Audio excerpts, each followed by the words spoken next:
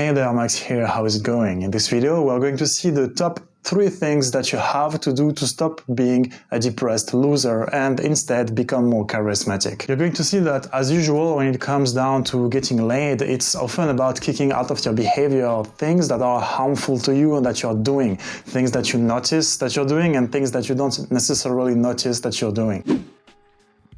The first thing is that you want to stop being a victim. You want to stop acting as if you're a victim and bad things keep happening to you. When I'm talking about being a victim, I'm talking about making others the source of your problems. I'm talking about not taking responsibility for what's happening to you. And that's something that you want to change. You really want to have this mindset that everything that's happening to you is your fault. You really want to have this mindset that all the successes that you have happen thanks to you.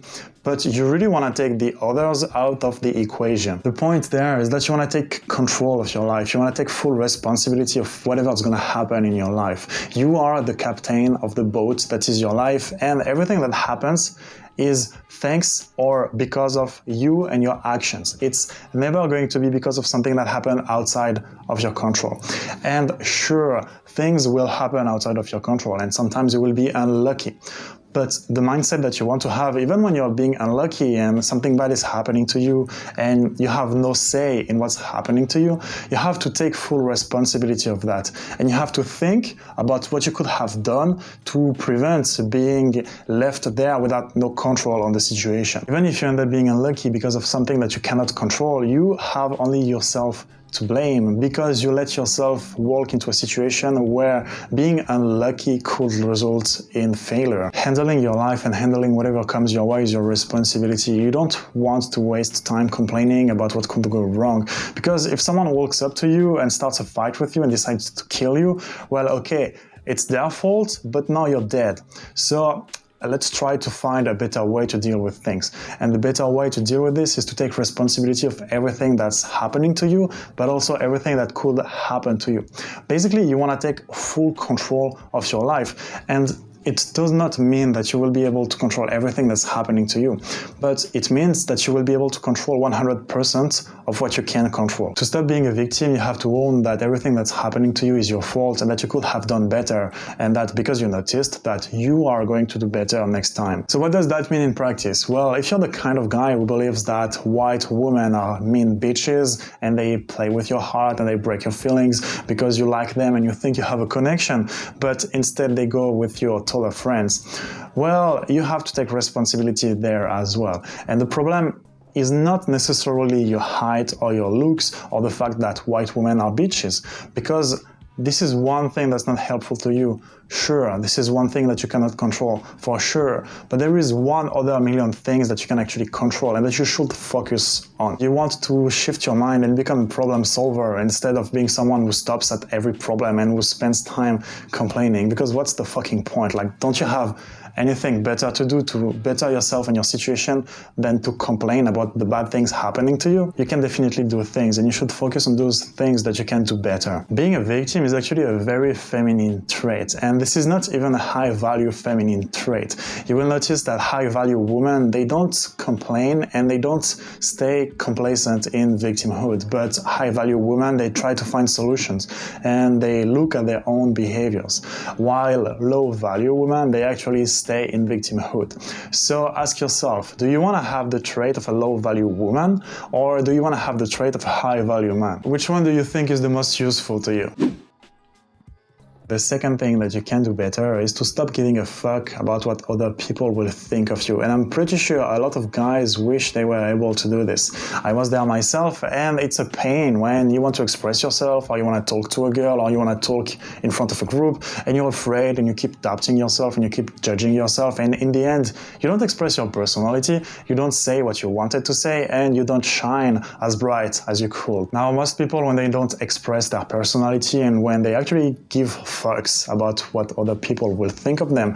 It's because they want to protect their ego. Your ego is the number one enemy when it comes to self-development, and you really want to try to find ways to get rid of it. If you care about your self-image, if you care about the image that others will have of you, you can't express your personality and you can't grow and you can't get better social skills. You cannot live your life being afraid to offend some people or being afraid to look stupid. If you want to express yourself, well, you have to put your personality out there, and some people will be offended by it. Some people will think that you're stupid and that you're lame. And in some situations, you will very well be stupid and lame. But that doesn't matter. There will be some hiccups along the way. And in the end, you will get some experience, you will get better. When you put your personality out there, you're gonna notice that some people love the fuck out of what you say, and some other people will really hate you for what you say.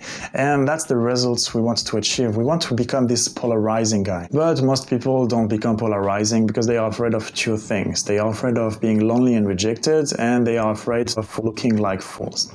Again, this is something that you cannot avoid, but it doesn't even matter, because what if you get rejected? Okay, you said a lame joke at school, or like you fell in front of everyone at work, everyone made fun of you, and so what?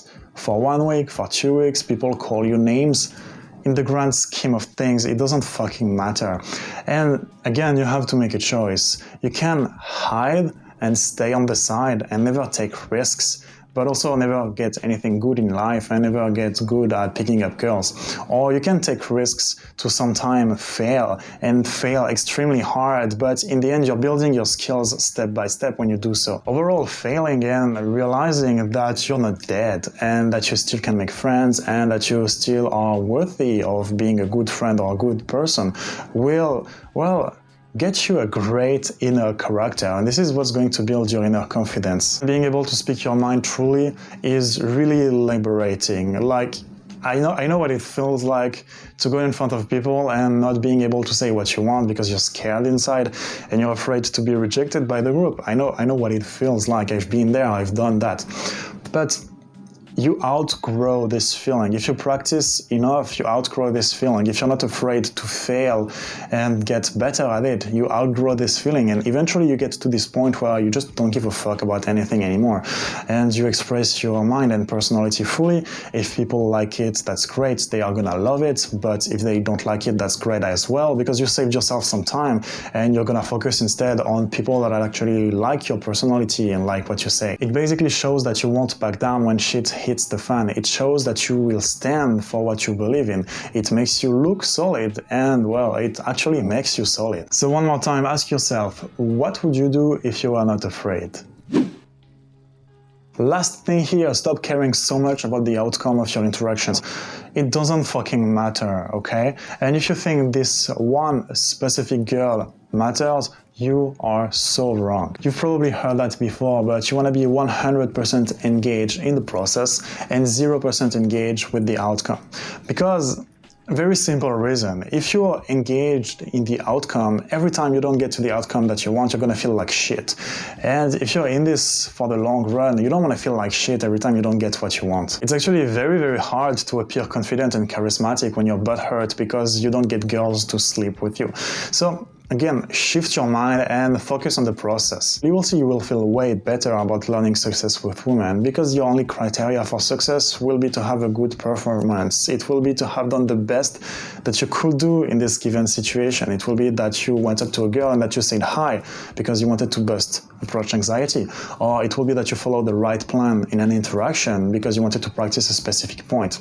Either way, you will feel way better focusing fully on the process. It really matters because anyways, you cannot control everything that's gonna happen in an interaction, and even sometimes when you do the best that you could do, when you have the best game that you could put out, something out of your control is gonna come up to ruin everything.